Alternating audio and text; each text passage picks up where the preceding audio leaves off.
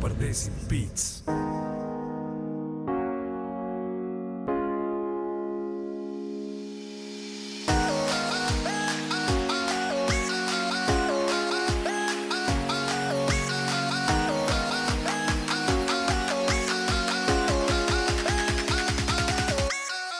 What's up, everybody? You're tuned into Pardesi Beats Unplugged. Welcome into episode number 5. In this episode, we'll be going back to our roots and we'll be going back to the days of Pardesi Beats Power Play. We'll be talking a little bit of hockey today. More specifically, we'll be talking about the Edmonton Oilers and looking forward to the playoffs as well. Before we get into things, let's introduce everybody on the show. I am M. Tidwal. More specifically, I am the all-time jersey draft champion, your first official. Piss off. Oh my god. Pardesi Beats Unplugged draft champion. With Those me today, the votes. So going back to our draft of jerseys, I had 62% of the votes. So clearly the people know what they like, and they said I had the best selection of jerseys. But with me today is second place, Putwan Singh, third place, Kushwan Singh, and fourth place with no votes at all, Sirman Karal. Y'all are basic. Y'all basic. It's your Halifax heads. I had to do it. Halifax How you guys is doing? a fly It's a jersey. good touch. We're Touche doing good. You. However, you do know with a World Wrestling Heavyweight Championship belt that the WWW whatevers and the letters have to face inwards toward your heart. You're wearing it wrong. You're not fit to be a champion. Give me the belt. No, I will fight you for it on unfortunately, Pardesi I'm the YouTube people's champion. I will wrestle you for it live. If you guys want to see us wrestle for that belt, comment below. And again, the title is always on the line next time we do a draft. But officially, I'm the first inaugural Pardesi Beats Unplugged draft champion. Wow. Somebody give him a title badge. to have. The next one's gonna be a badge. ladder match. I'm gonna tell you this right now. Somebody give him a trophy. Trophy. Trophy. Tip of the fedora to you. Tip of the fedora. All right. I'm And so disappointed. I had to flex on you guys a little bit, but we'll be talking about the Oilers today. Kind of goes in line with the sports jerseys. Here, I got a button to pin on you for your prize. Oh wait, it's an air tag. So the Oilers are officially in the playoffs. I guess we'll start just by grading their season. Everybody came in with different expectations. We looked at kind of like the so-and-so insiders kind of had the Oilers pegged lower in the division, kind of overperformed in my opinion. But let's start by just giving them a grade like they'd be in school. For me personally, I'm going to give them a B+, just because they definitely overperformed. I don't think anybody expected them to be as good as they were, but there was a lot of over-reliance on certain players, certain aspects. For example, Mike Smith playing out of his mind. But at the same time, the defense was questionable at times, so I got to give him a B+ on my end. Okay. I'll go next, I guess, since I said okay. So for the Oilers, I'm kind of in the spectrum that you're at, but I'm gonna go with A-, simply because I honestly did, after what happened last year and just so many years, it's kind of been like, you know what, they're gonna do good, they're gonna get our hopes up, and we're just gonna feel let down at the end of it. But and don't get me wrong, I don't want to jinx anything. That still could happen the second the playoffs start. But they really, beat my expectations, let's say, for lack of better terms. They really did a lot more than I thought they would. At the beginning of the season, I was like, here we go again. But they picked it up, and they've been consistent since around Christmas time, roughly. I mean, that's when they kind of started, but you know what I mean. Not Christmas time, like middle of the season, let's say. So they've been pretty consistent. Yeah, there's been stellar performances from individual athletes on the team. Mike Smith, for sure, as well as some other guys like Jesse Puljujärvi, really blowing my mind. And We know our defense. Look at Darnell Nurse's numbers this year. Whether your opinion on him is good or bad, his numbers are showing something positive. I've always been a little bit harder on him because I've always had higher expectations of him, but I can't really knock him based on his numbers. Other things we can talk about later. And then obviously one of our main top talking points today, the captain of the team, Connor McDavid, and what he's got roughly as today's recording, he's got almost a 30-point lead on second place, points scoring leader in the league, which ironically is also on the Oilers, Leon Draisaitl. So I'm going to have to give him an A-. Who's next? You want this? You want this next one? Sure, because it seems like you're priming yourself for. He's doing the math. An F. He's gonna go down to a Z. Yeah. So I also gave them a B plus. I thought originally I was leaning towards B, but I really had to take into account their play since March. So specifically, when they got spanked by Toronto, they became a different team after that. They really became a different team after that in terms of consistency and their record. Like I don't know, so that woke them up for sure. So are you saying that spanking actually is a good thing? It can be. Some teams respond well to that, right? Yeah. So, and individuals do too. But anyways. Always ask for consent, kids. Yes. So. #shittar. At that point, Oilers were their record wasn't too much above 500. Toronto comes in and absolutely just craps on their soul, and then they become a more competitive team because they weren't dropping games too much to teams so pretty much everyone is under them, so you don't expect them to lose those games. So they were really consistent in their wins. We've got stellar goaltending this year, like absolutely unreal, to be honest. Now there's a slight concern there. I'll touch on that after, but that's been phenomenal. I don't know if it's sustainable, obviously, for future Oilers, but in terms of this year, absolutely incredible, right? And we'll see what happens in the playoffs. We've had one of the best performances from an individual player in maybe like 20 years, right? Easily, like so, like, there's so much that can be said about that in itself.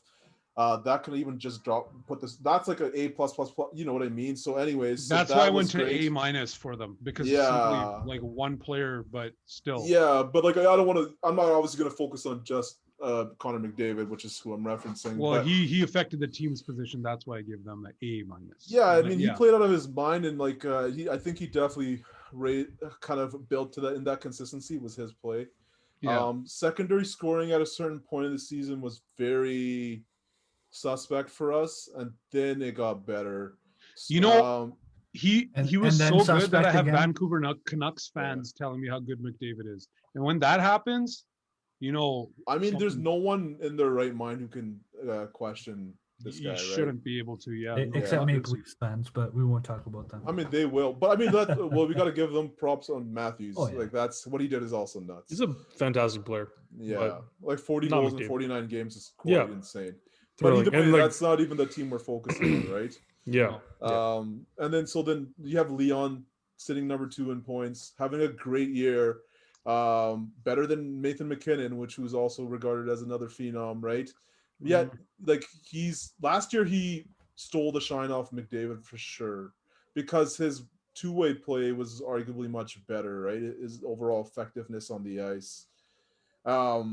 And just his presence to cycle the puck, them driving the Nugent Hopkins, Yamamoto line, how dominant that was.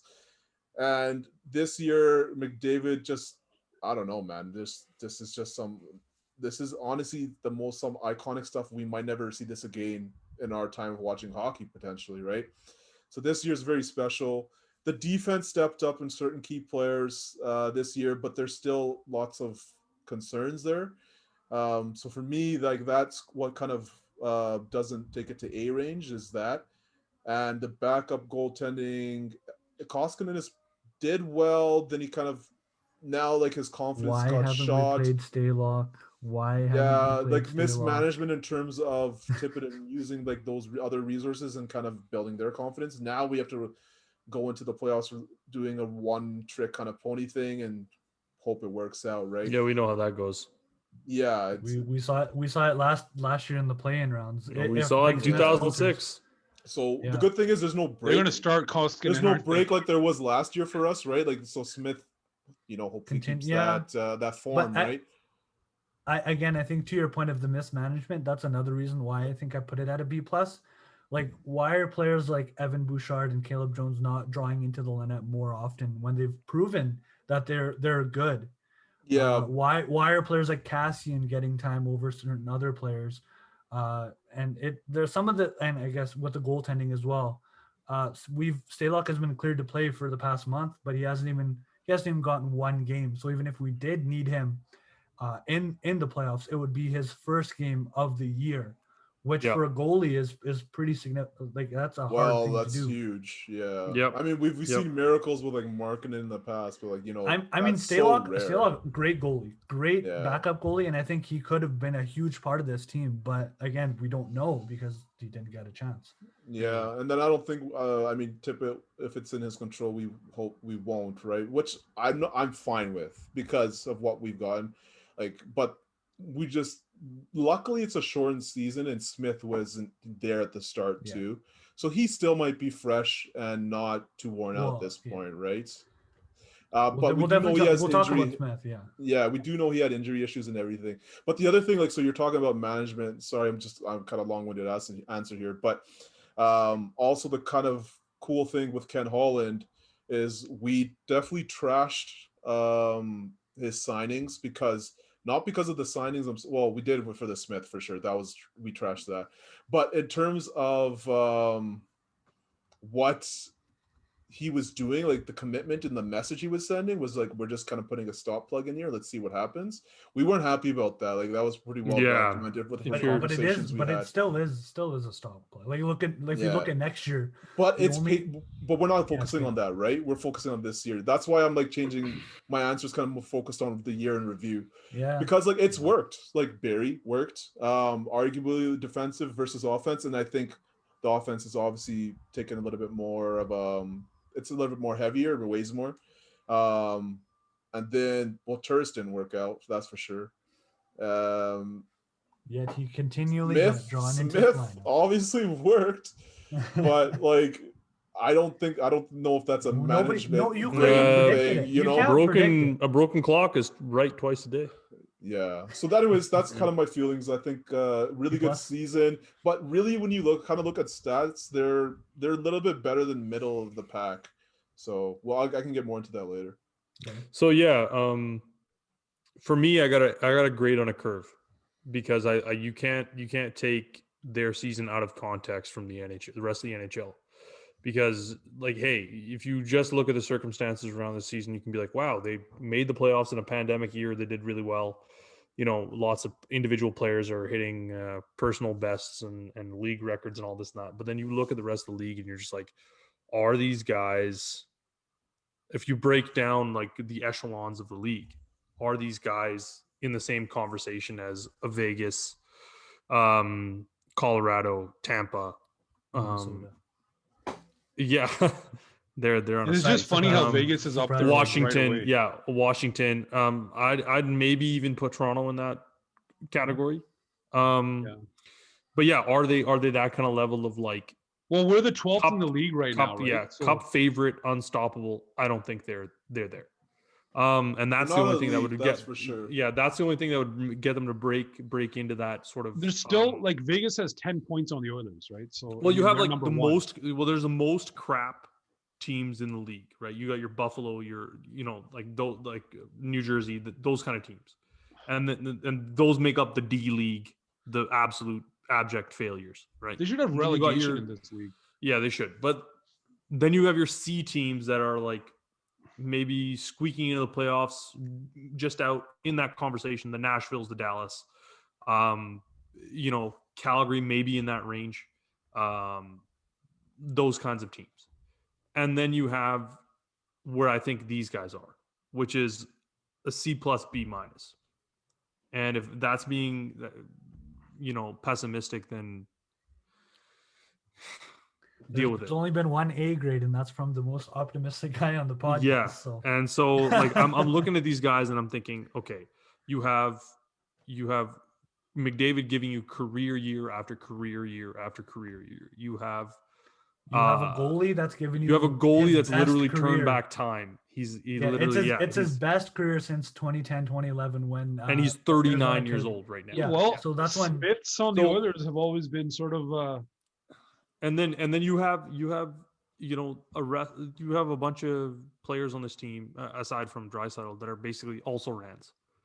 They're also in picture. They're accessories to, you know, the pieces on the mantle. These guys, the McDavid show. and that's including the coach and the general manager, frankly, because you had multiple opportunities to make appropriate decision, or like to make decisions where you could weaponize cap space, where you could weaponize roster spots, where you could have Signed Joe tried Thornton.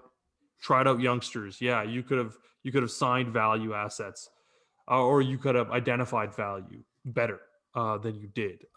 You looked at like this team is this good despite all of these things, not because of all of these things.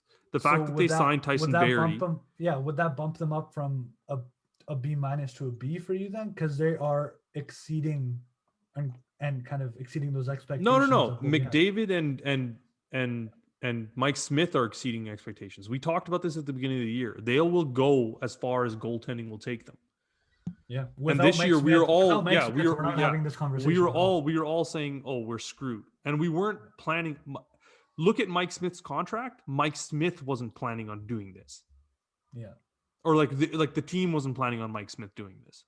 Koskinen was the starter coming into the season, and Mike Smith was the backup, and we were scared and you for gotta, good you reason. got to give it to Koskinen. The first little He's while played he well. held it together. He held it He together. played well, and then you know they And then he overplayed him, became- and he they became Mikko had Koskinen. and they completely crapped the bed on getting a proper backup in. Whether it was I don't even remember that Alex guy's name. Stalock. Remember No, we got even Alex before. Stalock, but we Who's haven't the played him? first guy we had? Who's the first guy we had?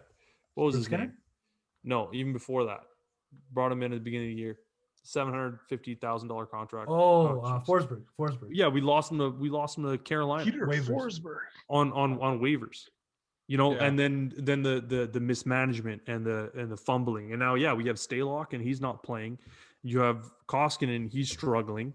And these guys are still looking for wins for some reason at this point in the I season. mean, at this And I'm point in just the like, season, you put him in to give him that experience. yeah, right? you need to run Koskinen the next couple of games. If Or only even to give your Stalock. starter or a break Stalock. Like, because why? he's 39 years old. Like, yeah, I understand. Like, give Mike Smith a game before the playoffs start to keep him in the groove, but like, Yeah, sure. you don't like need give to him the keep last playing him game once before the he's playoffs. benched. Yeah, Yeah, I agree. it's completely unnecessary. And same thing with McDavid. I get it. These guys, like Tippett made a good point about, you know, not letting their guys go cold. But I feel like every decision Tippett and Holland have made this year is like reactionary to the PTSD they suffered from getting their butts handed to them last year. Like with Tippett, it's I don't want to play youngsters.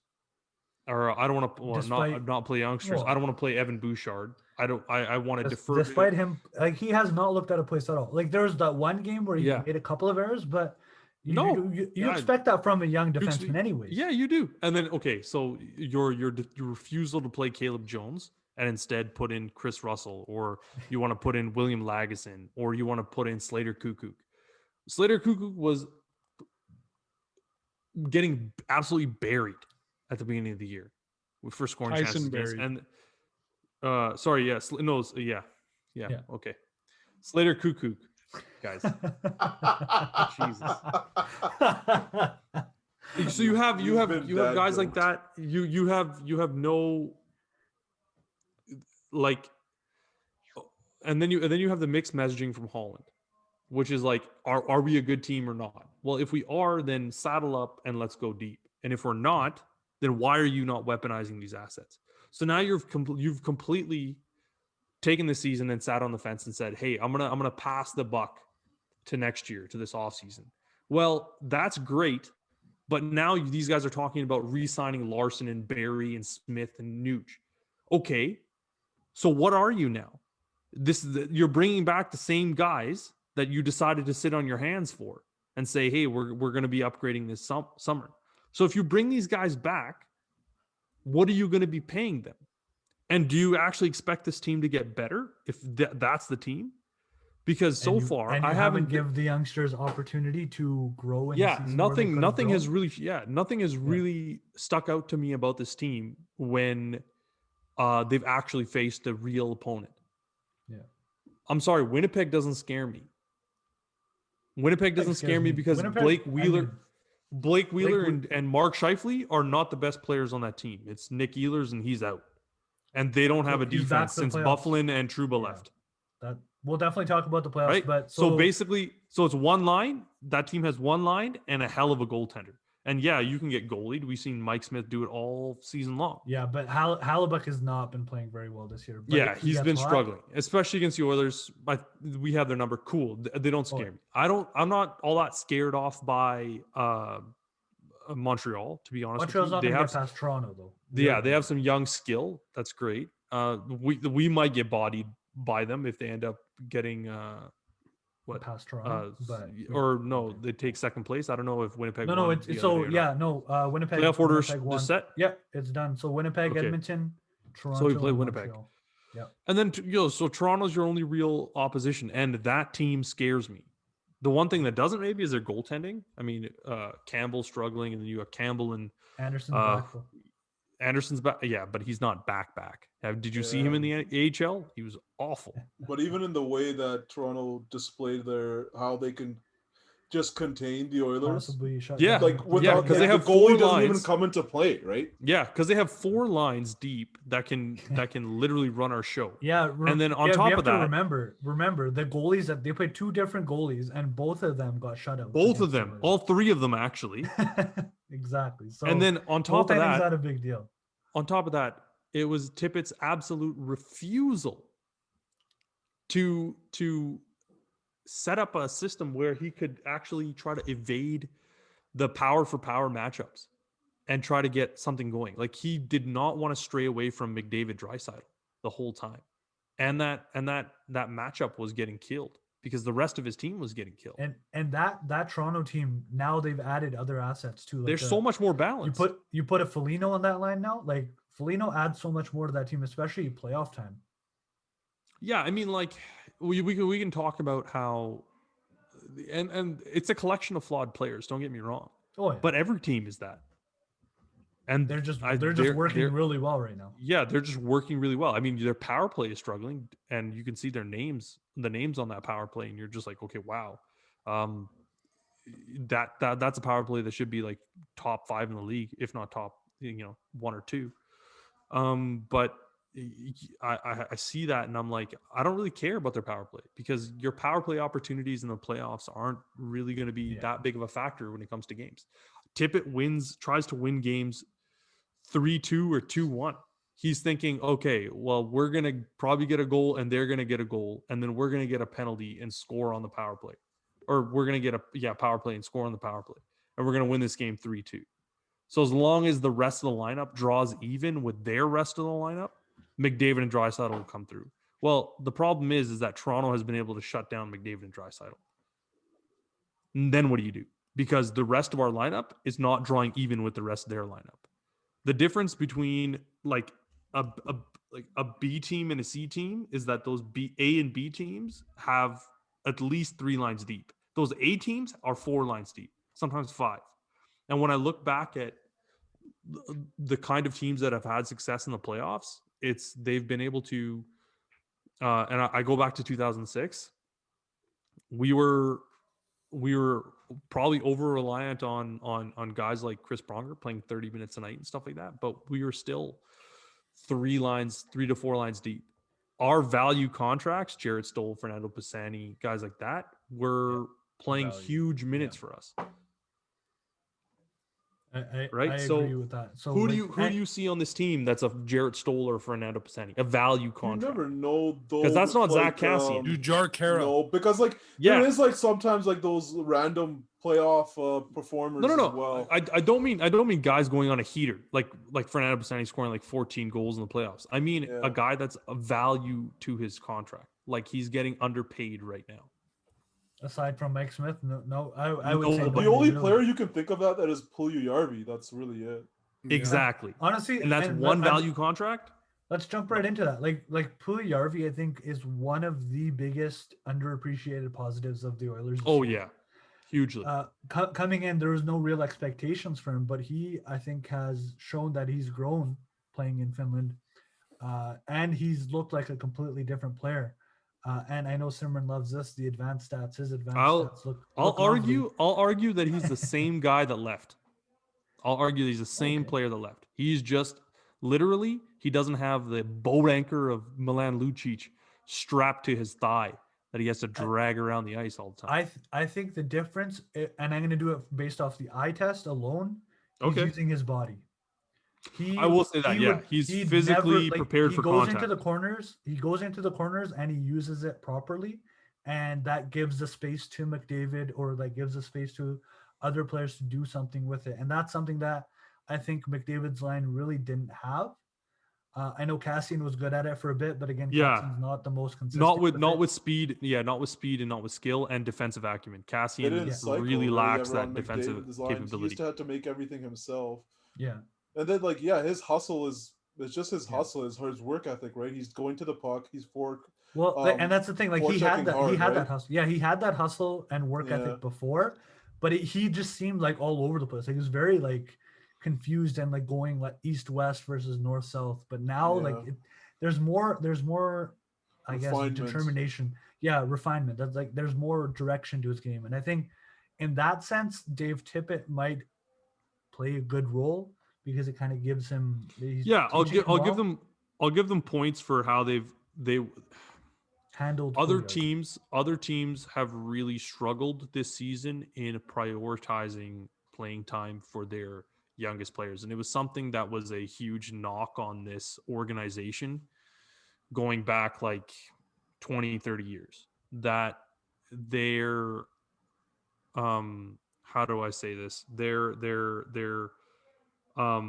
focus on depth and development was not there, frankly, at all whatsoever. Like they had teams in Wilkes-Barre, and they had teams like all over the country. I think Binghamton for a while. I don't know, Scranton. And they were not prioritizing the development of those teams. I mean, Rob Shrimp will tell you that. Basically, you had, and now, I mean, like, in a COVID year, the first moves that Ken Holland was making was, hey, let me pull my contacts from Europe.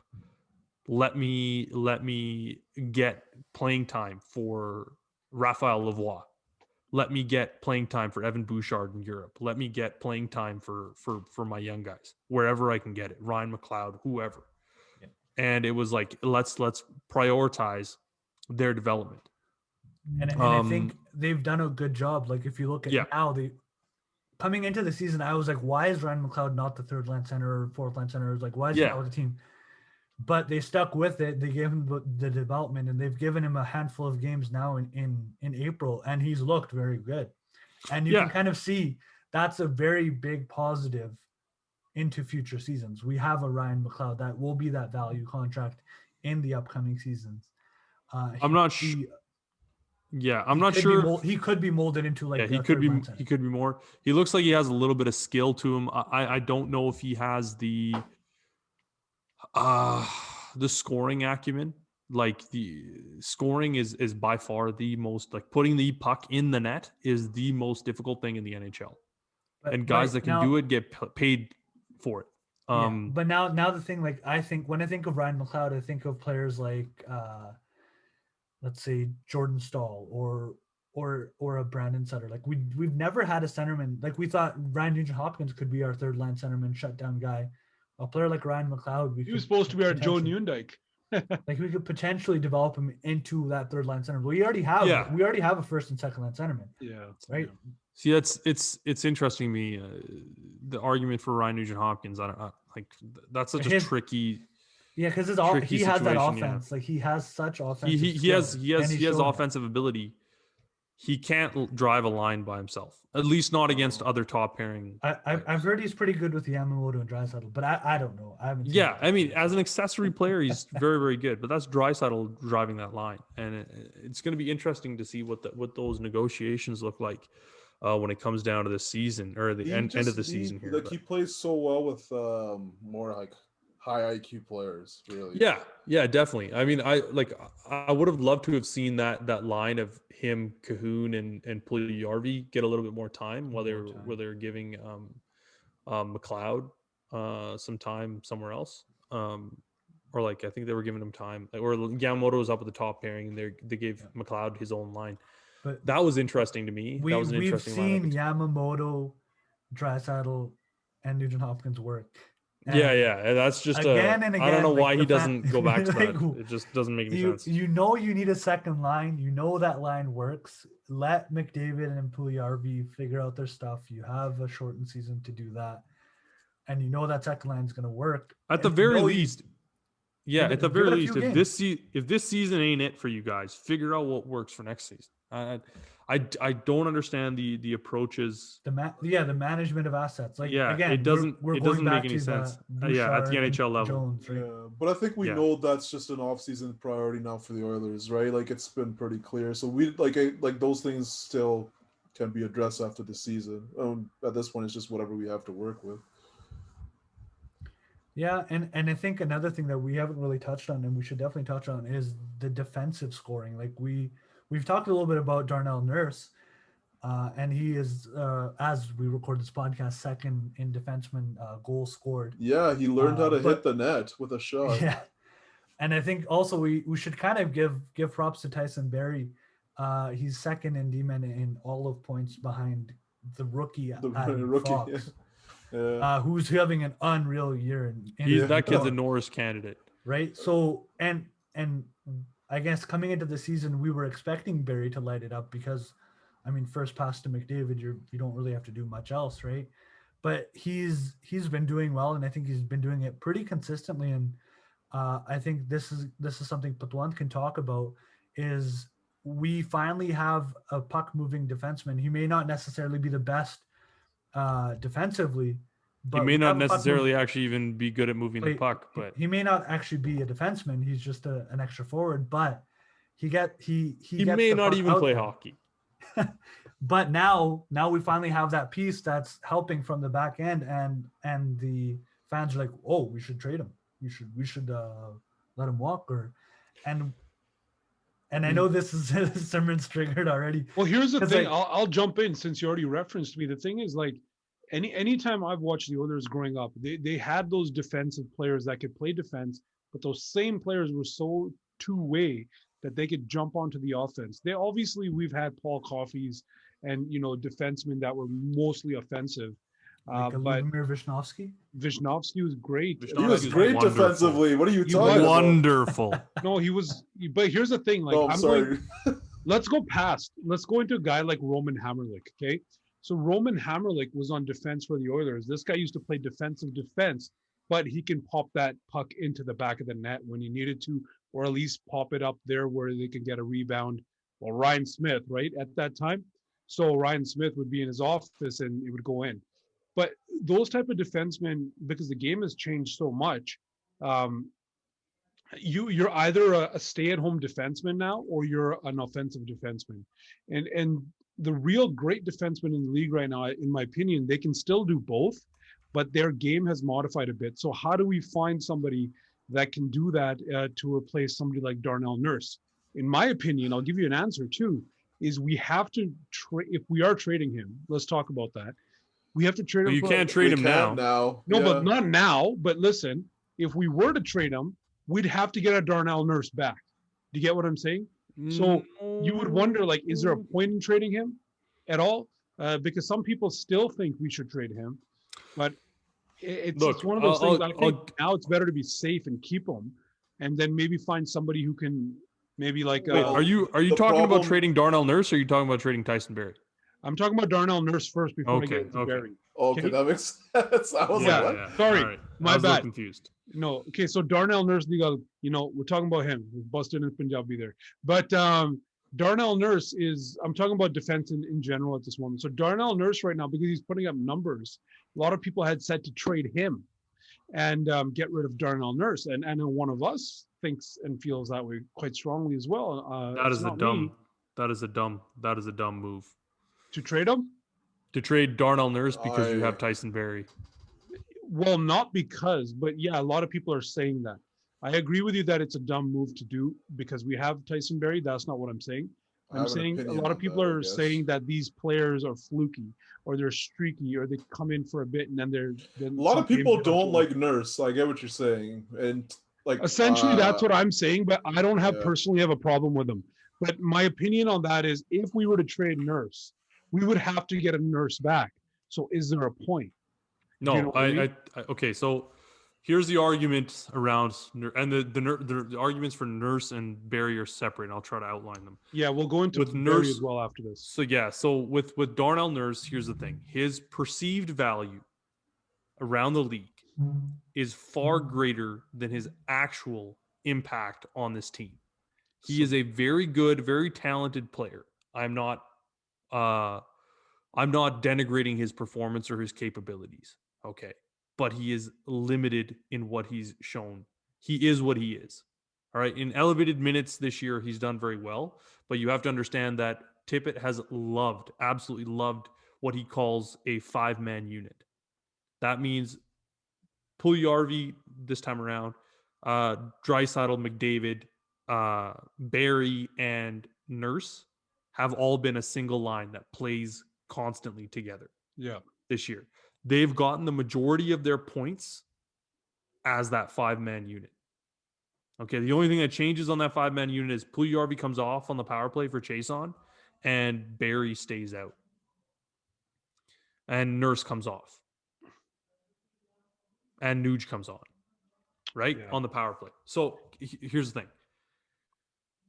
What Nurse is a offensively gifted defenseman. He has puck skills. He has an amazing physique, an ability. He's a ridiculous skater. He's able to backtrack the puck, but to me, he lacks the hockey IQ to effectively be consistent, defensively. like Norris level defenseman. The kind that these Game after these game, people keep season after talking about. season. Yeah. Yeah, game after game, season after season. There's been numerous times in the season where we've seen Nurse make such a weird pinch just to go. Yeah, it, a and it weird burns pinch him hard. here, a weird pinch here, a poor pass there. Yeah, even just he'll trying to grab the puck off the clear- boards. Yeah, yeah, grabs the those puck are off the the boards ones in a that- weird way, Oh man, and it drives me insane because he'll Yeah. throw a grenade. Those at are his the defense reasons partner. people are saying we need to trade him because No. I don't, No. Hang on, I'm not done. Yeah, Those are not the reasons why we should trade him. I'm not saying we you need should. to trade him because he's doing this. I'm saying his perceived value around the league, what you can get for him, is more than what he's worth right now.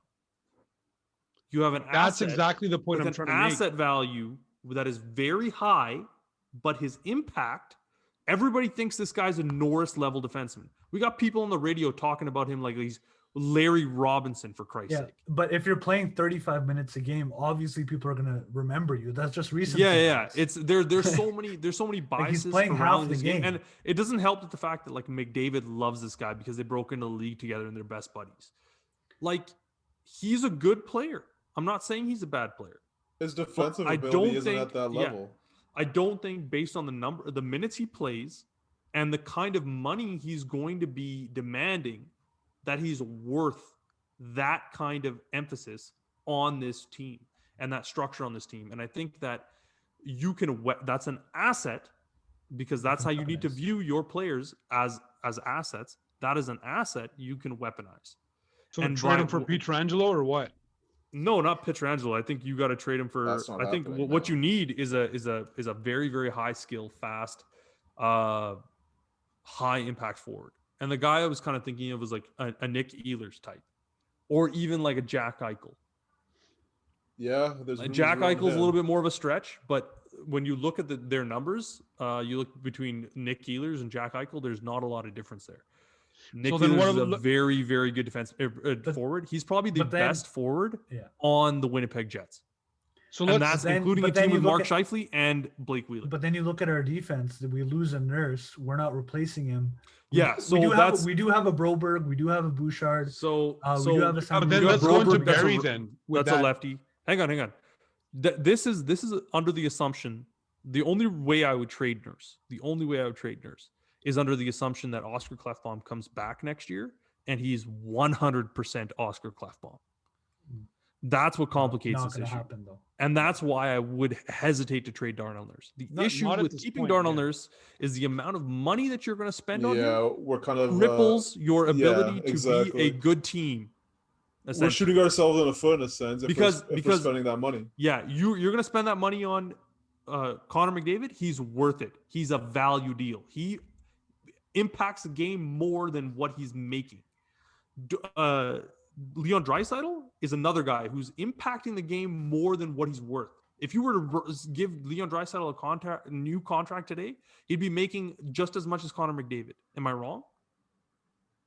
I'd pay it. Right? At the time, that was a bad deal. I won't sugarcoat it. It was a bad deal. Based on what his comparables were in the league, they overpaid Leon Draisaitl. I was totally Based on- fine even at that time. I was totally fine. Okay, well, that's Anyways, ifs and buts, right? But with Darnell Nurse, what he brings to this team is not worth the kind of money he's going to command. Because scoring That's gets you where that paid. argument comes from, right? Because scoring gets you paid in this league, but it's not an actual product of what makes you a good player. Because there's lots of bums that score in this league. It's the hardest thing to do, and you should rightfully get paid for it, but it doesn't.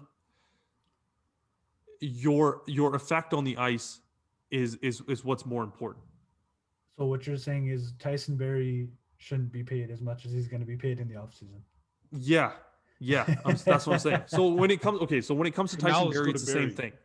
So Barry, for me, look, he's a guy who's racking up points, absolutely racking up points. But under every metric, this guy is bringing this team down. He's not a good defenseman in his own end, so he's a huge defensive liability. He's not a good offensive forward because everybody he plays with scores at a lower rate than playing without him. And we know this because of stats called wowies. They're with you, with or without you. Basically. It sounds like a bad love song. Yeah. Wow. Which is with or without you. Yeah. which is So Barry's basically, they're feelings toward Holland for giving him a yeah. chance So so he can get paid they'll next compare season. they'll compare a guy's scoring rates. They'll compare a guy's possession rates when he's on the ice versus when he's off the ice, and how his teammates do relative to that. And what most people have found is that Tyson Barrie brings this team down when he's on the ice, on both ends of the ice. And then this effect is even more amplified on the power play, which is the craziest thing because this guy's been touted as a power play workhorse for so long. He's a guy that's going to get you those points. But look, the strategy needs to be for this team, because you have so much money designated to Leon Draisaitl and Connor McDavid, that they need to be able to score, or they need to be able to cover defense in aggregate. Yeah, It needs to be a group effort. I think that's a beautiful point, because it reminds me of Barry, as like you said, he's that PP specialist, that power play quarterback. We had a player by the name of Marc-Andre Bergeron, Oh, That's who was- exactly who was- what I was thinking about. who was only good for the power play, and that's kind of what I'm thinking. Like you said, in aggregate, like we're going to overpay for Nurse. We already know that's gonna yeah, happen. you already know you're going to overpay for Nurse because you don't have the need to ability on the figure left out side. where you get those pieces. Like we're gonna have to optimize the Look. time we have with Broberg and Bouchard and Jones while they're on their entry levels. I'm looking at But- value. If we're looking at value contracts, your value contract right there is Evan Bouchard and Ethan Bear. They've already wasted. Ethan a Bear year is in- already the Yeah. best left-handed or right-handed defenseman this team wants to play on a regular basis. Hands down. He is the best defenseman, right-handed defenseman on this team right now. Like, that gets to play currently. And Evan Bouchard has the ability to do that if he was given more than one game every season. like I'm more than comfortable running Evan Bouchard, Ethan Bear, and maybe bringing back Larson on a much, much reduced contract. I don't think he takes that contract. The thing with Larson is that he's like very old and he's chronically hurt. He's got chronic back issues that severely hamper his play. So for like, and here's the thing, you got a guy in Dougie Hamilton that's set to go to unrestricted free agency at the end of this year. Mike Why are you Riley. overcommitting to Tyson Barrie and Adam Larson? If you got that much cash to throw around, if you got the ability to flex that hard, flex on something that's worth it. Yeah, and that's exactly where I was going to go. Like, Yeah, and you have Dougie players Hamilton like is worth it. Dougie Hamilton, Mike Riley. If you're looking for just a power play specialist, somebody that moves that puck. Dougie Hamilton is the best defenseman in this league right now. Yeah, and no cap stats, but no, like in every metric, he's probably the best defenseman in this league. And he's not going to command the money that Barrie is. No, because he likes going to museums. Nothing wrong with museums. Nothing wrong with museums. But I think that's the biggest piece is that asset management, and I think the management is something that we've talked about and touched on already. It's like we've really struggled with seeing how not only Dave Tippett has been coaching with not giving Bouchard that time to develop, or picking Lagesson and Russell over a Caleb Jones, who's shown in the advanced stats columns that he is a very good defenseman.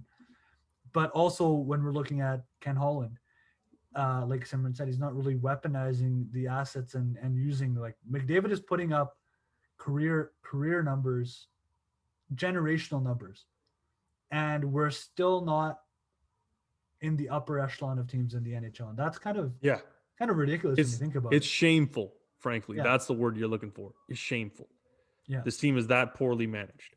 And like, go for it, Mo. Well, I was gonna say, like, when you think of the other players that have played to the level that McDavid has played, you think of Sidney Crosby's done this, Mario Lemieux, Jaromir That's exactly Jagr, where I was going to go into the Penguins. Right? Jaromir Jagr, Mario Lemieux dominated, and they had those pieces around them. Sure, it was a different time. Cap wasn't really a thing, but in that time, the GM was able to add those pieces. He was adding pieces that you weren't necessarily thinking would be a valuable. I mean, you look at the Oilers in the 80s and 90s. Well, look at Jari Kurri and Gretzky. Those players weren't players of that time in the style they played in. There, you can argue that, like, Jari Kurri was brought in from Europe. He was a pure European speedster type of player when they brought him in. He wasn't meant for the league at the time. So you have to adapt to the game, and like, players can be whatever, but the thing is, if they're adaptable and they can play in different styles, like Lemieux did, like Gretzky did, like McDavid does, then you mold your team to become a team, opposed to just, like, you make that team. That's why McDavid's so powerful right now, and Lemieux, even Crosby, right? The Penguins have been a really great example of this, but I think with our current state with Draisaitl and McDavid, we can compare it somewhat to a Detroit of the later 90s with Yzerman and Shanahan, and see what they used to do. They played different games, but you know what I mean? And I'm gonna kind of piggyback on your Crosby point. Yeah, Pittsburgh was kind of written out of this season, but they finished first in their division now because of Sidney Crosby. Sidney Crosby playing with players like Brian Rust, players that aren't necessarily the top of the top players, but they play well and they mesh well with He Crosby. made a career out of that, right? You also have to remember Pittsburgh didn't have Evgeny Malkin for a very long time. They lost Kapanen for a long time. They got Jared McCann, who's performed, and I think that's what the Oilers are lacking, and that's what I'm worried about moving into the playoffs. The Oilers will be facing the Winnipeg Jets, and I think that's kind of where we should take this conversation is setting up that playoff, and what should we expect from the Oilers in the playoffs. So the Oilers will be facing off against the Winnipeg Jets in the first round, and the other matchup in the North Division is going to be Toronto and Montreal. That one is a little bit easier to break down because I think we talked about it. Toronto has been playing at another level, but that Edmonton and Winnipeg series is definitely going to be an interesting one, and a lot closer than what we think it may be if certain pieces fall in certain places. Well, I feel like even if you look at recent past, so last time we were in the playoffs, against Anaheim, they employed a very good defensive strategy against McDavid, right? And Leon. So, like we just talked about comparing them to Crosby and Malkin, like when you reference Crosby literally carried his lines, right? We didn't see that in the past from McDavid or Dry. Like Dry had good numbers, but like they were falling a little short in that impact and ability, that clutchness really. Last time we saw him, right? So the hope is now that their maturity is there and that there isn't those players that can really do that to them. So with me, like Jets, I'm not sure if that's really an alarm going off for me, right? Like who's kind of going to deny them at this point on that team? So I feel pretty comfortable that the Oilers can make it past this first round. I think like with Winnipeg though, the worry that I have is the goaltending aspect. And we've seen it with the Oilers, Mike Smith has defined, I guess Connor McDavid as well, but Mike Smith has kept us in this season a lot more than we expected. If Connor Hellebuyck, who has played absolutely terribly this year, goes back to his Vezina form, the Oilers will be in trouble. We saw this in the series against Chicago last year in the play-in. Yeah. Corey Crawford playing out of his mind. Yep. Shut down. Like McDavid couldn't do anything, no matter how dominant he was. Carey Price did it to the Penguins, right? Yeah, and that's my worry. Us doing the opposite. Like we had two goalies that were completely ineffectual, right? You had Mike Smith and Dave Tippett's over reliance on Mike Smith. But that's also his experience, Crawford and stuff, right? Like your playoff experience, right there. Yeah, but it's still right? hockey. If Hellebuyck gets that form, like it's trouble for us. Like for a goalie, it's correct me if I'm wrong, guys, but like things don't change. You're still playing hockey. The angles don't change. You're either you either stop the puck or you don't.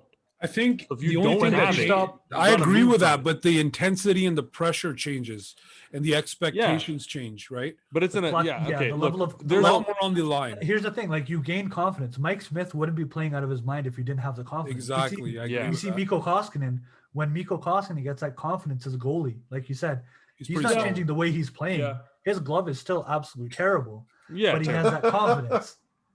He lets in 4 goals on 4 shots, but the next game he saves 4 shots in a row. It's that confidence. And then lets in the 5th, 6th, and 7th. So yeah, for me, it's like I don't know. Like I don't think Dave Tippett had the best handle on his goalies last year. Not as well as he did this and that's year. Also what I'm worried about. So if Mike Smith falters, we're gonna rely on Mikko Koskinen, who has shown not to be great. At least in the last couple games. Whereas if we had an Alex Stalock also in the wings, at least warmed up, that would be a nice kind of contingency plan, right? But now it's if Mike Smith falters, okay, McDavid, you have to get multi-point games every game. Remember when Ty Conklin was our scapegoat and then we traded him? Please no, please stop. But that's what I remind you. I think that's a great example, right? We lost Dwayne Rollison, and everything fell apart. If we lose Mike Smith, I think it's similar. Mike Smith is Rollison right now, and that's all I'm going to say on that. Here's the thing: these guys, look, we wouldn't have gotten into the playoffs without Dwayne Rollison. The team was actually a very, very strong possession team during that time. They were well over 50% possession. They had an amazing defense and a crazy penalty kill. They had an absolute dog power play. If anybody remembers that, we couldn't buy a goal. All right. And part of that was like needing to hold Ryan Smith in front of the net. So to let pucks bounce off his face constantly. That was the power play strategy in 2006. That's the most big brain high tech thing he could think of. Like you talked about, the power play opportunities are going to be few and far between in the playoffs, and the Oilers have relied heavily number one power play. Our power play is first in the league. So what happens when we don't get those goals? It's not just that it's first in the league in efficiency. It's it makes up such a high percentage of the number of goals we score per game. Yeah. You know what I mean? And that's We what I need worry those power about. plays, and the whistles get put away, the games get tighter. I don't know if we have what it takes to be winning games 2-1, because that's the kind of hockey you play. You get Nick Ehlers back. Winnipeg gets Nick Ehlers back. If Winnipeg gets right, Nick Ehlers right now, back, Blake Wheeler came back a couple weeks ago, and he's on an absolute heater. So if he stays on this form, that's also trouble for the Oilers. I agree. Winnipeg's defense, not so great, and we can kind of expose that. I think Neil Pionk is the shining star in their defense. I also think we don't have the ability to be as physical as them.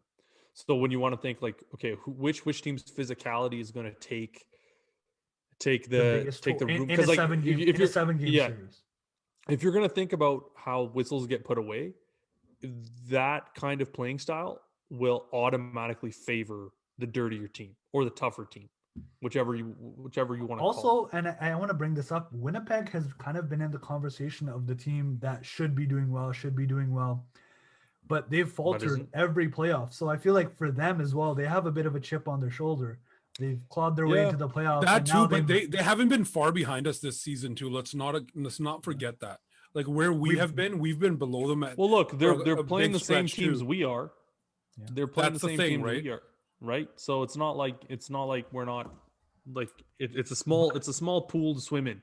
But also we've dominated them in the season series. Like that's the one. That's one that I'm. Yeah, we've won 7 of them. So I mean, that's the one I'm hoping on, banking on. Yeah, those are the numbers that I'm looking at, and I'm thinking, okay, that's where I feel more comfortable if we can. And I guess, and that's why Toronto scares me so much. Yeah, and like Toronto is already good, and that's the other series in the North. Toronto versus Montreal. I think the Oilers have definitely struggled against Montreal, but looking at a team like Toronto, I think it's Toronto's division to lose. I think they will be, and pardon my pun, but they'll be crowned king of the North. Yeah, well, that's their. Oh my God, that's the trick. I ideas. think they're gonna have to fight that pressure a little bit. I think it's easier because there's not a lot of people in the crowds, and they don't have to see as many people in the streets because there's less getting in their heads. There's less people yelling shoot on the power play. Yeah, exactly. Because we do like when Toronto does choke. That is a good time for us. But, well, you also have to remember they're not going to have to face Boston until the later rounds of the playoffs. So it would be funny if they have Joe Thornton. That's all. Yeah, and I think with Toronto is the team that's going to. We got James Neal. And again, James Neal in the playoffs. James Neal doesn't have that beard though.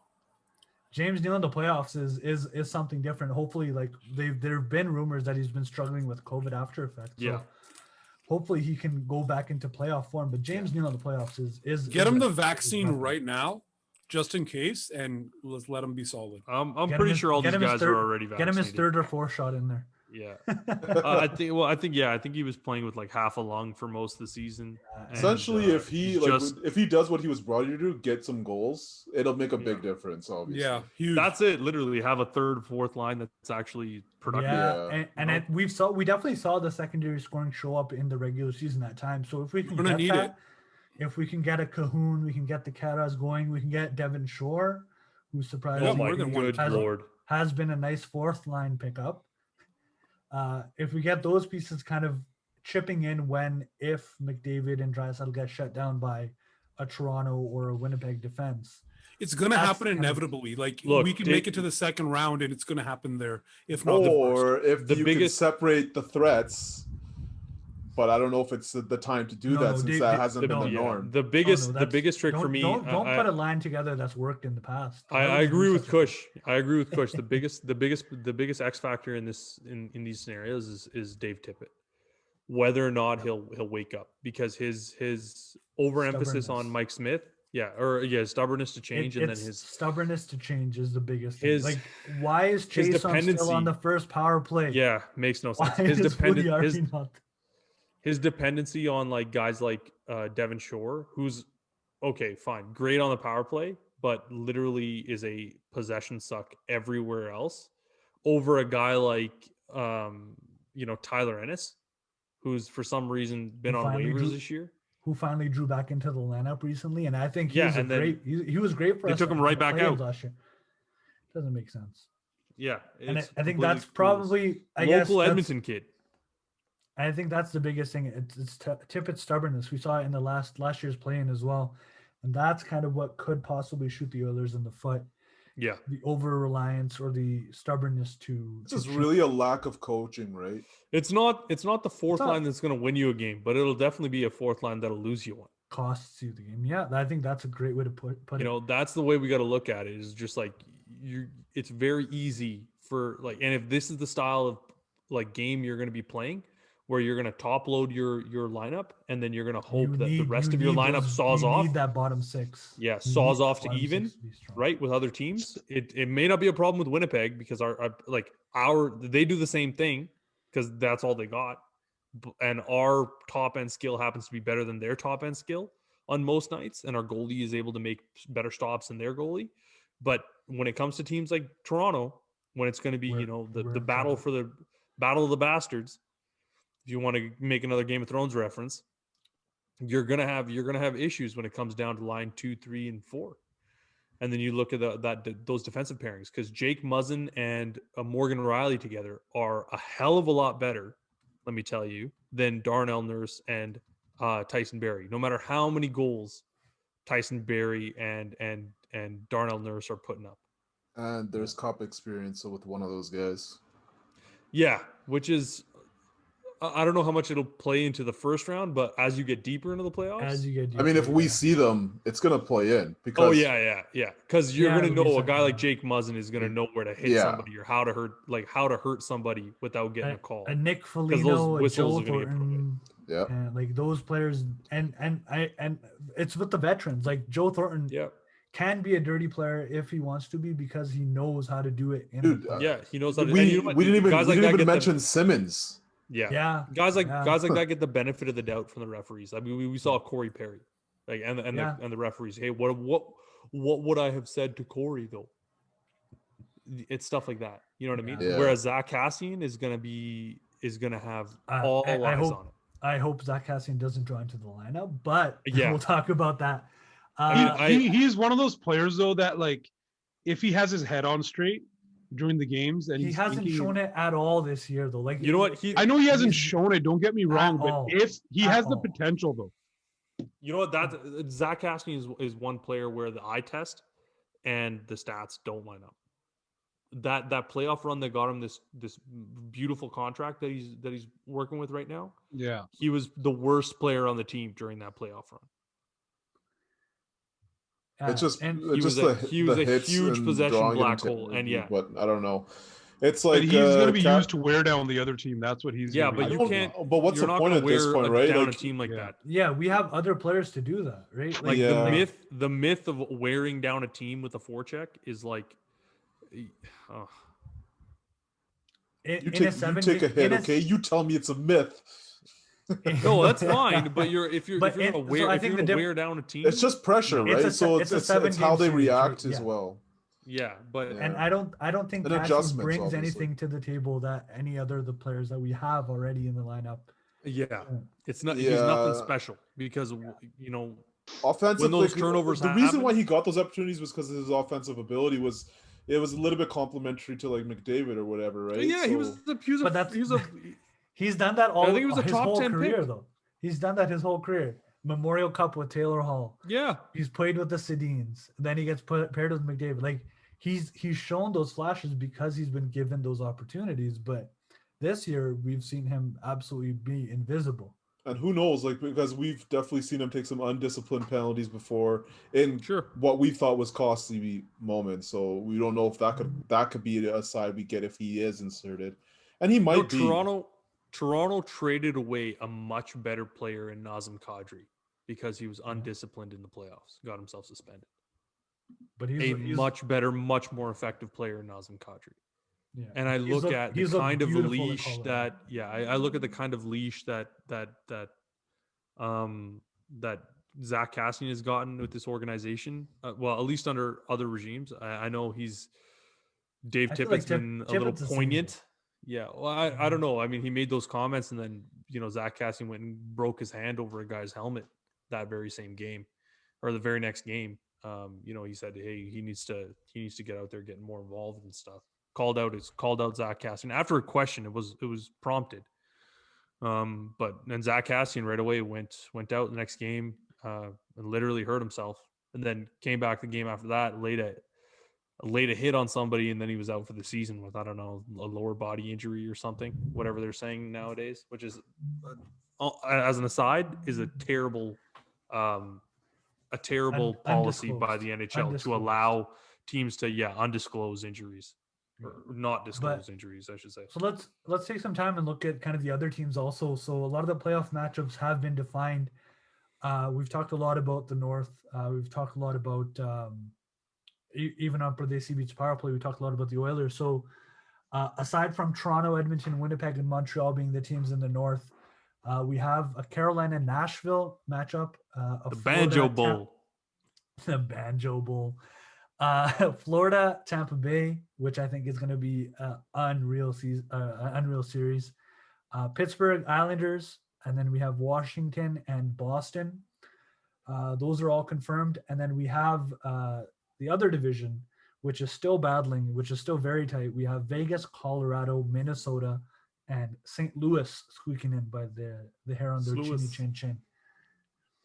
So it's interesting to see that Carolina, like the teams in first place. We talked about Pittsburgh already with their unreal kind of second half of the season, but a team like Carolina and Florida, they've been strong throughout the year.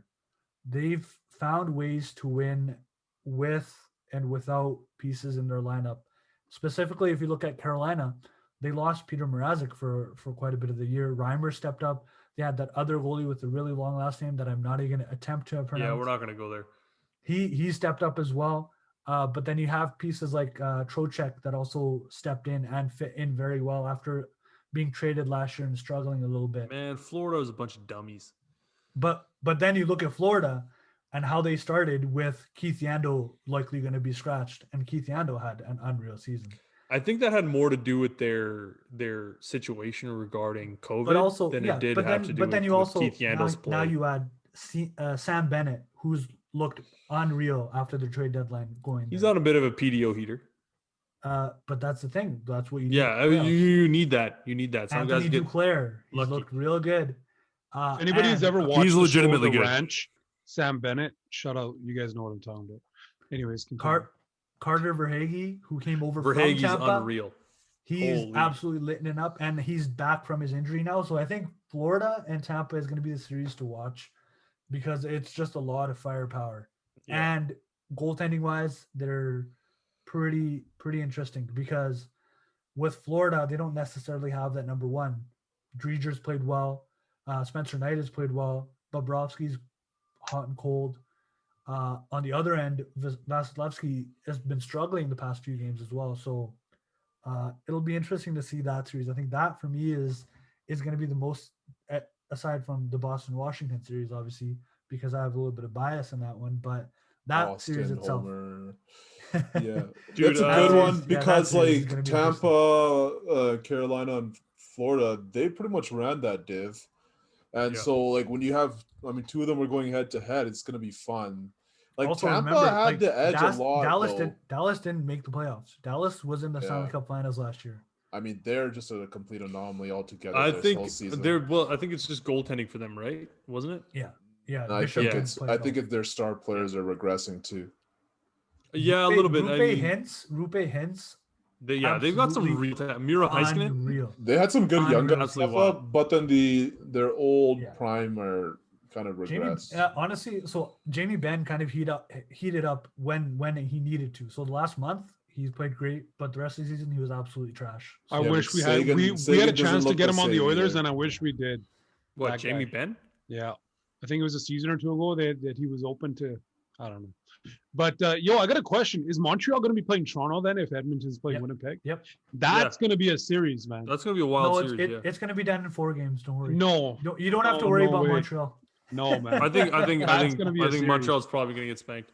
It's a Carey Price thing, really. It's going to be No, it's just going to be one of those old rivalry type of things that I'm talking but about. I think that's Yeah. The hockey It's that fun. are as That's one of the referenced funnest matchups in that. in the last sense. episode by I Summer think in that's there. that's the beauty. That's the beauty of this new playoff, like the new divisions, right? There's so But many even- regional rivalries. right? Carolina, Nashville, like Simon Yeah. mentioned, it's Banjo the Bowl, Banjo baby. Bowl, right? But Yeah. Florida, Yep. Tampa, also the Battle of Florida, right? Battle I of think the backwater. You want to talk about rivalries? My wife's from Winnipeg. So Yeah. what's going to happen in my house? I don't know. We are so Like- sorry. I think it's like No, so man, he- it's a good even place, that trust comment me. is like pretty indicative of how this season has gone for the NHL. It's made it way more interesting. It's Yeah. made it so much Yeah. more fun because the games have already it's that ramped up in added- intensity. Yeah, it's that added even- investment, right? Even mini St. Louis, which is like a ho-hum kind of matchup. That's going to be a I fun mean, one. there's a lot of cool stories out of Minnesota, that. honestly, Minnesota has been on like Kirill Kaprizov. Yeah. Absolutely fun. Like he is must-watch TV. And he's been so good. It reminds me of a Gabrick, a little bit of bias because that's when I grew up watching hockey. But like, Dude, they he got dominates. He arguably the commands that nicest ice. jerseys in the league right now. I mean, Pat Best has the best logo. logo as well. Yeah, best look But- for sure. But don't forget. Don't forget. All right, settle down. Jesus. But also you look at Washington, Boston, you have to remember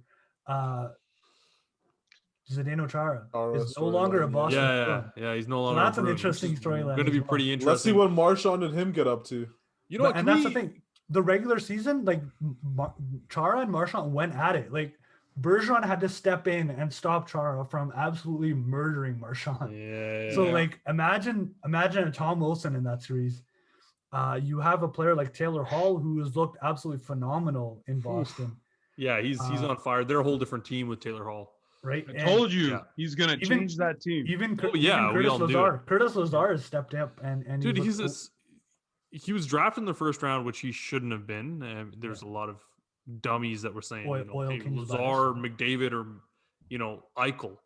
I think that was really dumb. I think the kid got bumped by his draft stock. was too world his World Juniors performance when he played with Max Domi and Anthony Duclair on that ridiculous line. But I look at the kid. I think he's a solid NHL player. Yeah, And- the role that they and have on a been good playing team, in he's a- Boston. In Boston, he's a good and I value think player. that's the same thing with Taylor Hall. Yeah, Taylor Hall isn't the centerpiece of that offense now. Taylor Hall's playing on Yeah. the second line with Krejci, and he's looked like a rejuvenated player. And I He'd think look that's a amazing on huge our piece second moving line. into the playoffs. But you also look at other side with Washington. Tom Wilson is playing on a very, very thin edge. he broke the Rangers' entire organization last week, and we have not talked about that, which I'm kind of astounded by. Do we want to jump in? Like, Let's get into it. mean, I feel like we're all in agreement like that. So for those of you who haven't seen it, go on YouTube. Look, I mean, you're probably already on YouTube. I Watching mean, it's it, but horrible. He literally he He could have ended a player's life, let alone his career. Yeah, I'm also I guess- shocked we didn't talk about that in depth. So with but the thing is, $5,000 Panarin- fine though. yeah. Look, but I'm not mad. Panarin- Okay, yeah, Panarin was stepping up and protecting his player Buchnevich. yeah, and then he But got then Wilson just absolutely mugged. obviously- He yeah. literally grabbed him by the hair. Like, you know what? And here's the thing: there's not enough people out there. There's not enough men out there with long hair who will tell you how violent and violating of an act that is to grab a dude by his hair and slam him down on the ground onto his head.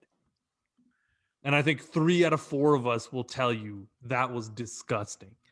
I Oh, yeah. watched Troy Polamalu get dragged by his hair. Yeah, I remember that. You guys remember that play? And I jumped out of my seat and cringed because I was like, oh my God, that was horrifyingly painful to watch.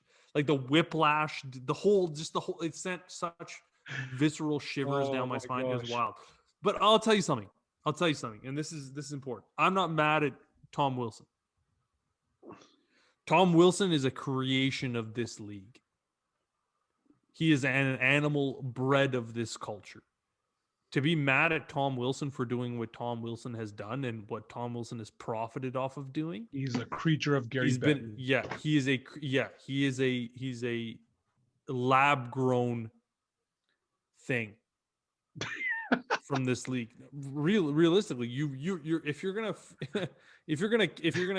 tell this guy, hey, you're doing great, we're gonna reward you, we're gonna give you contracts and praise and all that stuff. Go out there and keep being the guy you are, playing on that edge. And if you're gonna keep pushing that edge forward, and you're gonna keep enabling a guy like Tom Wilson, enabling is the right word. Enabling, really. He's gonna take whatever room like he's done this before, like he's done it before. Why are we surprised by what Tom Wilson did? The beauty of all this is there was absolutely no suspension out of it. Yeah, and that's what I mean. That came out of it. Well, I don't know if that's really the beauty of it, but that's the beauty of it, because that caused the New York Rangers organization. Yeah, that tweet. You know what? The beauty out of it was for me. You know what the beauty out of it was for me was the fact that Tom Wilson was actually playing better earlier this season before that incident. And there was articles to back this up with actual information based on his scoring rates and possession rates, that he was a more effective player on the ice and he was reducing his penalty minutes. He's his penalties, like I said, penalties taken. He's like because he got into some trouble. Yeah, he got into some trouble earlier this season. With Boston as well. So I'm sure that's going to come up again. Yeah, he got suspended, right? For that. So he got suspended with that. But on a play like that, where it was a hit to the head, he got suspension. What a play like this. So imagine this happening, Tom Wilson doing this exact same thing to a Connor McDavid or Sidney Crosby. Yeah. The reaction he gets, for Rangers fans, Panarin is their number one. Like, he's literally an MVP candidate. Yeah, and here's the thing.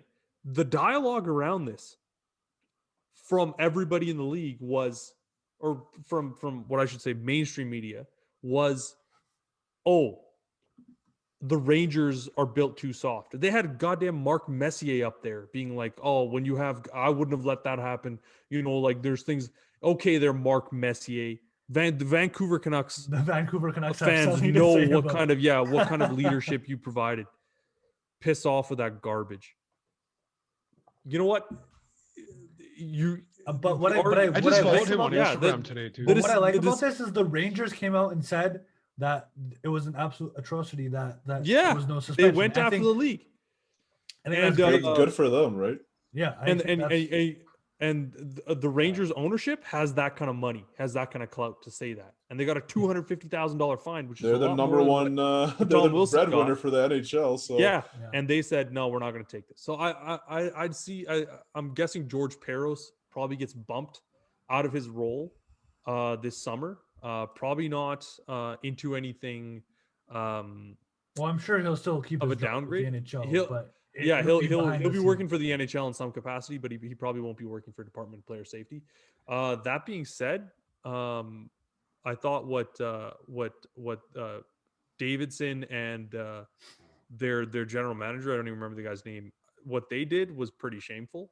The point I was trying to make was the rhetoric and the conversation around what happened wasn't so much that the league needs to change, it's that the Rangers didn't have a tough guy on their team to defend Panarin. And I think that's. And I was like, really, you're gonna have a guy on the you're gonna have a guy on the ice that's gonna be on that line, forcing his face into the ice and punching him with his head down too. And we keep coming back to this when Matt Cook ended Savard's career. Yeah, Savard's career. Yeah.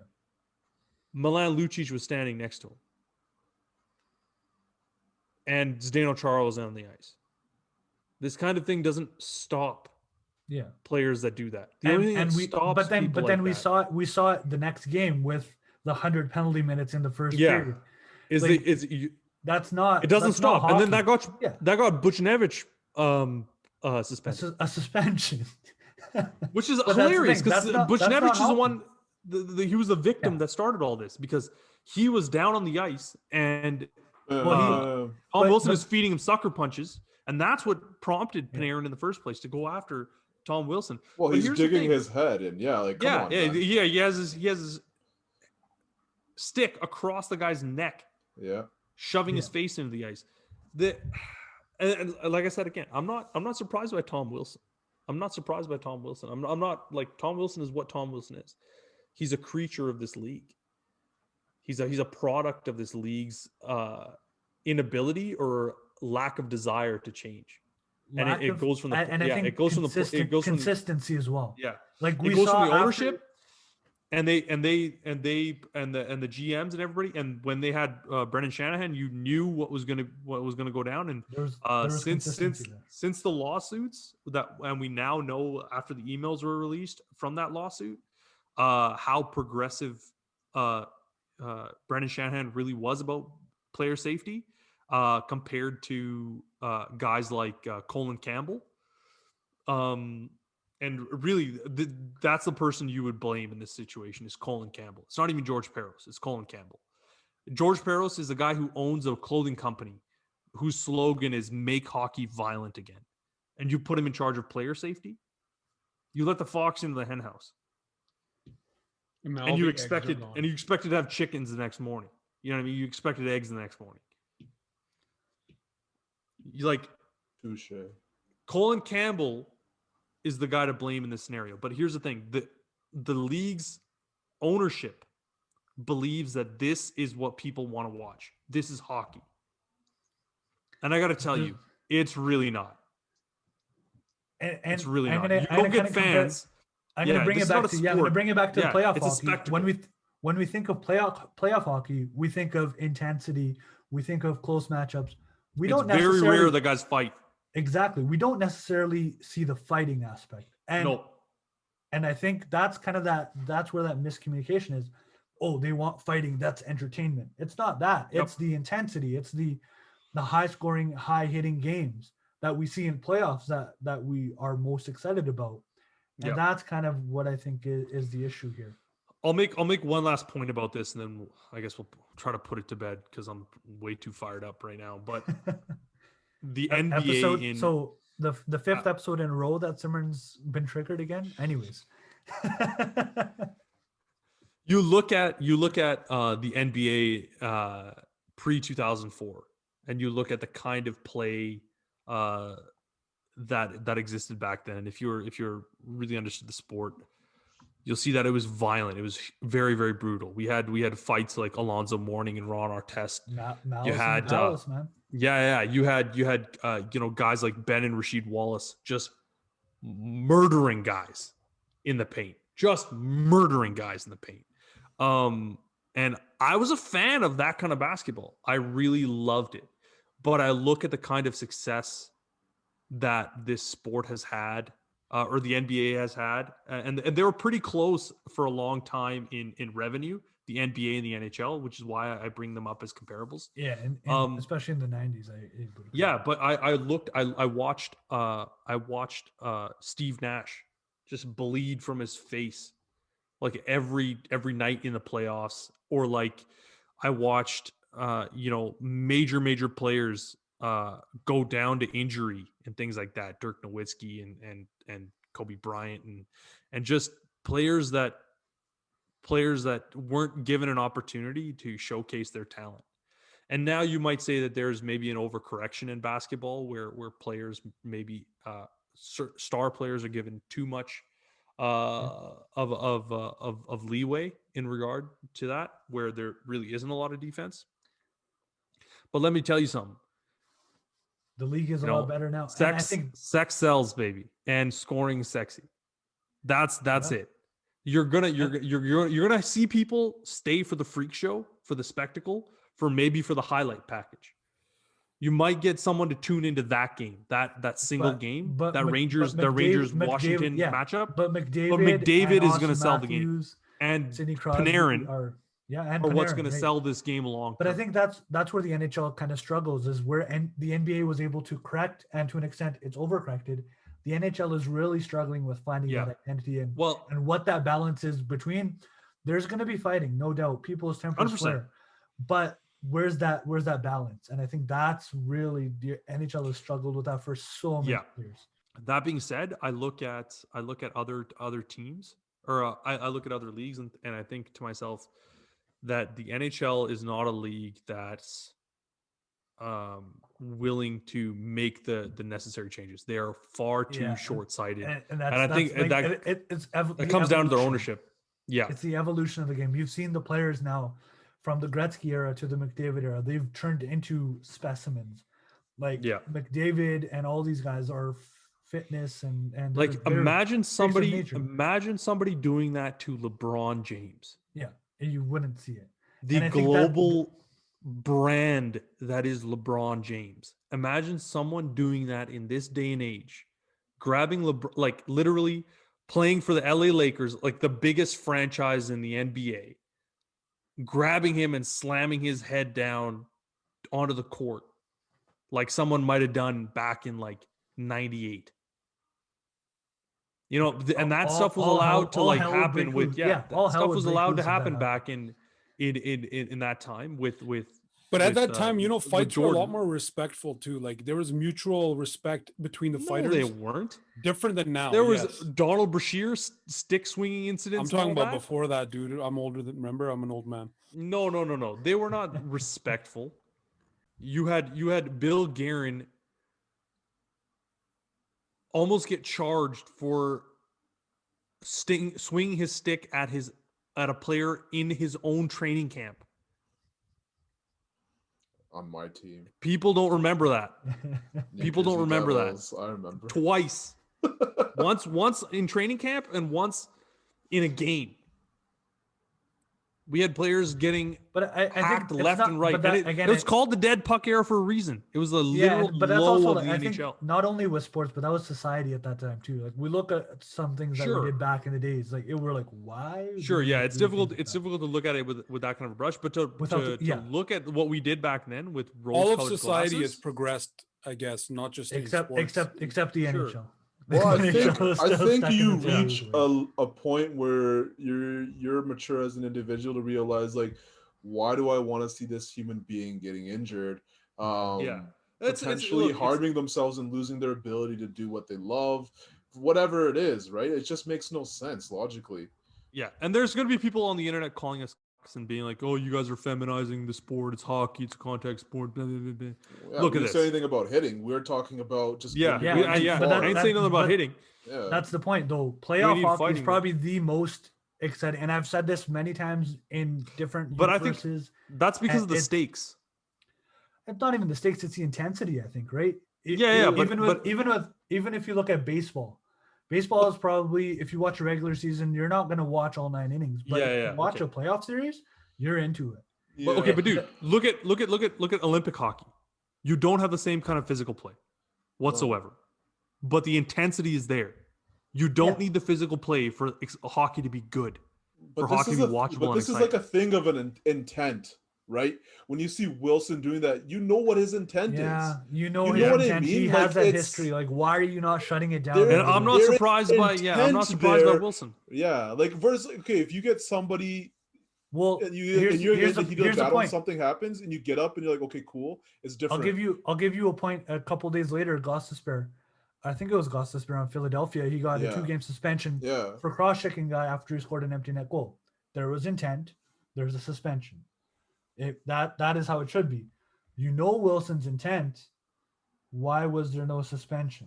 It just doesn't make any sense. Okay, so look, the league, and here's the thing. Here's the funniest part about this: that the league understands that scoring, when it's down, that people aren't going to watch any of this.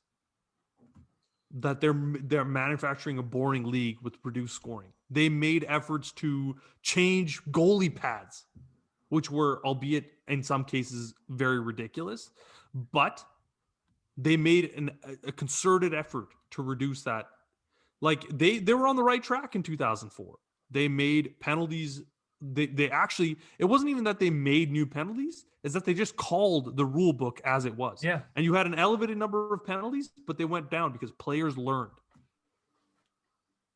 I go back to this every time. And Malik, you know this. If you just call the game the way it's supposed to be called, and everybody actually did their jobs instead of policing the game. But what we can saw guarantee, it with what's his face at the beginning of this year. He pretty much lost his ability to be a referee in the NHL.